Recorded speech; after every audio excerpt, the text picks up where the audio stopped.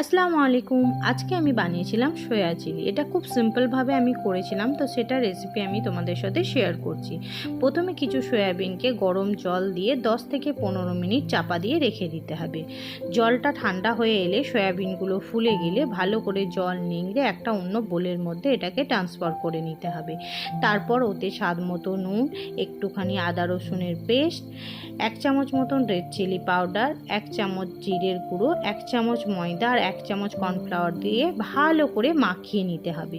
এবার কড়াইতে তেল দিয়ে এই সয়াবিনগুলোকে জোর আঁচে লাল লাল করে ভেজে তুলে রাখতে হবে। দেখতে হবে এটা জোর আঁচেই ভাজতে হবে। তারপরে ওই একই তেলের মধ্যে একটু রসুন ফোড়নে দিয়ে কেটে রাখা পেঁয়াজ আর ক্যাপসিকামগুলোকে অ্যাড করে দিতে হবে। একটুখানি ভালো করে নাড়িয়ে কটা কাঁচা লঙ্কা এর মধ্যে অ্যাড করে দিতে হবে। একটু স্বাদ মতো নুনও আমি দিয়ে দিয়েছিলাম। তারপরে পেঁয়াজগুলো